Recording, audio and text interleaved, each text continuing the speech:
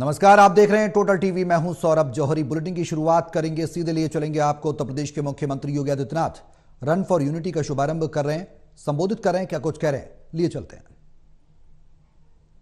स्वास्थ्य के बारे में बताए हैं और स्वास्थ्य के कारण क्या कुछ हम कर सकते हैं, एक स्वस्थ व्यक्ति क्या कर सकता है, वह हर भारतवासी उसके महत्व को समझता है। शरीर माध्यम खलु धर्म साधनम, ए रन फॉर यूनिटी ये न केवल हमारी एकता दौड़ है बल्कि स्वस्थ रखने के लिए भारतीय मनीषा के उद्घोष को भी चरितार्थ करने का एक माध्यम है। आरोग्य के देव के जयंती के अवसर पर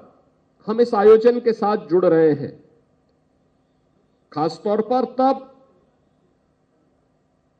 यद्यपि यह कार्यक्रम 31 अक्टूबर को प्रस्तावित था,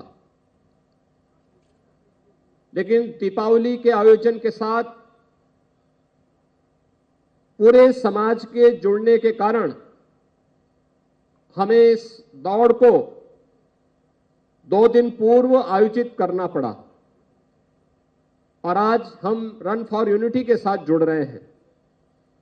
इस वर्ष राष्ट्रीय एकता दिवस का महत्व और भी बढ़ जाता है जब पूरा देश लौह पुरुष सरदार वल्लभ भाई पटेल की 150वीं जयंती के कार्यक्रम में प्रवेश कर रहा है। 31 अक्टूबर 2024 से 31 अक्टूबर 2025 तक वर्ष भर लौह पुरुष के 150वें जन्म दिवस के कार्यक्रम पूरे देश के अंदर भी, पूरे प्रदेश के अंदर भी अलग अलग रूप में आयोजित होंगे। वे वर्तमान भारत के शिल्पी हैं। अखंड भारत के शिल्पी के रूप में पूरा देश लौह पुरुष सरदार वल्लभ भाई पटेल जी का स्मरण करता है, उनके प्रति श्रद्धा का भाव रखता है। वे देश के स्वाधीनता संग्राम सेनानी थे, प्रखर सेनानी थे, आजादी के आंदोलन के साथ जुड़े हुए थे और जब 1947 में भारत स्वतंत्र हुआ तो स्वतंत्र भारत में जो ब्रिटिश सत्ता भारत को अलग अलग भागों में बांटना चाहती थी, उस षड्यंत्र को बेनकाब करने और देश के अंदर तमाम उन 563 से अधिक रियासतों को, जिनमें बहुत सारी रियासतें ऐसी थी जो भारत गणराज्य में मिलने को उस समय तैयार नहीं थी, लेकिन अपनी सूझबूझ से, अपने दृढ़ प्रतिज्ञ भाव के कारण अंततः चाहे वह जूनागढ़ का नवाब रहा हो या फिर हैदराबाद का निजाम, इन सबको भी सरदार वल्लभ भाई पटेल के दृढ़ प्रतिज्ञ के सामने नतमस्तक होना पड़ा था और ये सभी क्षेत्र भारत गणराज्य के हिस्से बने। बहनों और भाइयों, 563 से अधिक रियासतों का भारतीय गणराज्य में शामिल होना और अखंड भारत का ये स्वरूप आज जो हम सबके सामने है, पूरा देश उत्तर से दक्षिण तक, पूरब से पश्चिम तक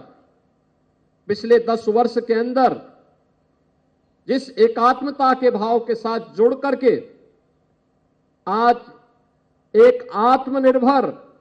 और विकसित भारत की प्रधानमंत्री मोदी जी की संकल्पना को आगे बढ़ाने के लिए कार्य कर रहा है, इसकी नींव में राष्ट्रीय एकता और अखंडता हम सबके लिए सर्वोपरि है। आज इस अवसर पर हम सब जहां इस राष्ट्रीय एकता दौड़ का हिस्सा बन रहे हैं, वहीं इस दौड़ के पहले हर व्यक्ति को एक शपथ भी लेनी है। वह शपथ जो राष्ट्रीय एकता की होगी, अखंडता की होगी, आंतरिक सुरक्षा की होगी, क्योंकि अगर देश की सुरक्षा पर कोई सेंध लगा रहा है, एक सजग नागरिक के रूप में हम मौन बने नहीं बैठ सकते। केवल सुरक्षा बलों के जवानों के भरोसे नहीं, सुरक्षा बल के बहादुर जवान अपनी जिम्मेदारी का ईमानदारी पूर्वक निर्वहन करते हैं, लेकिन एक नागरिक कर्तव्य के रूप में हम सबका भी दायित्व बनता है कि हम भी इस राष्ट्र रूपी यज्ञ में अपना योगदान दें। उस योगदान का निर्वहन करने के लिए आज हम सब